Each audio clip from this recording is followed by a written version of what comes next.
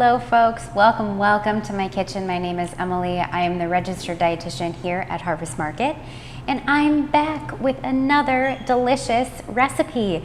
So I don't know about you, but I'm still hanging on to the last few days of summer, and I have a perfect summery meal kit for you this week. A great recipe, no cook, so it's a good one to have anyway on busy weeknights. So we are making some chicken salad, but with a little twist. So we're doing a Thai style chicken salad, just a few minor tweaks, and it's delicious. So this one is, typically a chicken salad is really heavy mayo based, right? So we are doing a little bit of mayo, but I'm doing my ratio of mayo to yogurt. So I do typically like a 2-to-1 ratio of yogurt to mayonnaise. And then we have just some beautiful additions to this to make it just a little bit different. So what we're doing is we have some edamame, we have some shredded carrot, I've got red bell pepper, cilantro, green onion, yellow onion, and then we have like our seasoning cups over here with all this sauce and the good stuff. So it's all one sauce, so just separated into 2 cups. And then we have some lime for some fresh. And yeah, that's it. All you need is a cutting board, a knife, a big bowl to mix everything in, and then a couple microwave safe bowls. So either you can do a couple things with this. So I know it's called a chicken salad, but you can make this vegetarian. We are using edamame.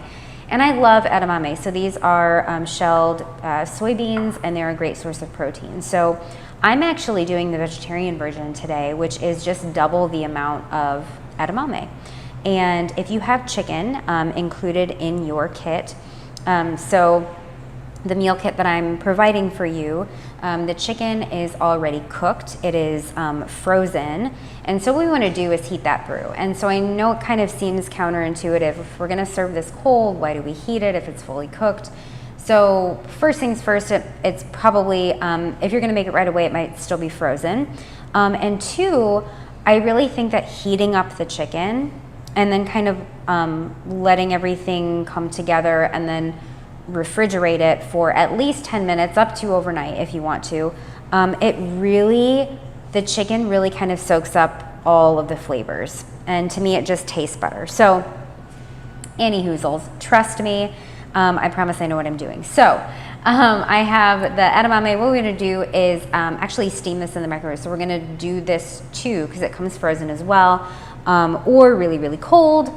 And so we want to heat this through. So I just add about a tablespoon of water to this, or 2 tablespoons if you're doing a vegetarian or a 4-person.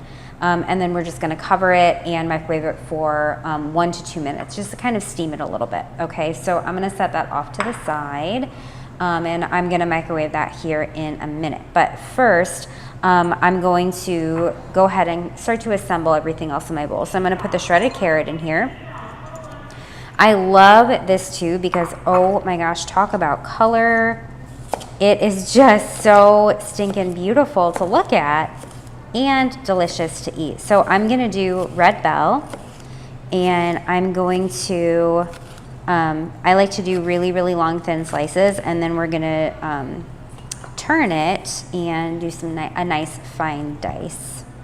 So I love red bell peppers. They have such a beautiful juicy crunch. I love adding this to things. It just adds an element, and red is a lot more sweeter than the green. So if you're really opposed to peppers and usually don't do them, red is typically a little bit more tolerable to folks. It doesn't taste as vegetal as green as a green bell pepper. So a nice dice. I'm just going to dice that and then run my knife through a little bit. And then we're gonna plop it here in the big bowl. Really, this is a chop and dump dish. We just chop it all and then add it to the bowl. We do have some fresh onion, yellow onion. Love this. You need a little aromatic freshness, and this just provides that. So I'm gonna take off that skin, and with this, we're gonna do a really fine mince. Now, if this feels like a lot of onion to you, and you're not a huge fan of raw onion, you can either have half the amount I really don't recommend leaving it out because it provides so much flavor, but you can definitely halve the amount if you want to. But a nice fine dice really does the trick. Excellent. Okay, so I'm gonna toss this in, and then I'm gonna get my edamame steaming in the microwave again. 1 to 2 tablespoons of water, cover it, and steam it for 1 to 2 minutes in the microwave. I'll meet you right back here.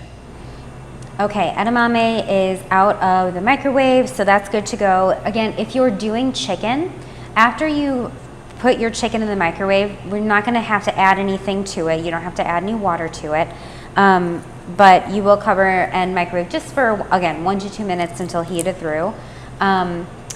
There will probably be some liquid at the bottom of your bowl of chicken. Make sure that you do drain that before you add the chicken to your bowl. But once you microwave it, drain it, and then you can pop it in the bowl here. I'm gonna go ahead and throw in my edamame. And then for some freshness, we're gonna do some green onion. Again, this is just beautiful aromatic, nice thin slices here. By the way, I forgot to do my trick here. So typically I will put a damp dish towel or paper towel underneath my cutting board so that it doesn't slide on me, but I forgot to do that. So if you have the issue of your cutting board sliding around on you, again, just like a damp paper towel, lay it down flat and then put your cutting board on top and it won't slide. It's just lovely. Fresh cilantro. Oh, gotta do this. Gotta do the cilantro. I know you either love it or hate it, but this one just begs for some fresh herbs. And I love, love, love cilantro. It goes beautifully with the, like the Thai chili flavor. Okay, so next up, so if you do have, another thing you can have is an optional add-on of peanuts.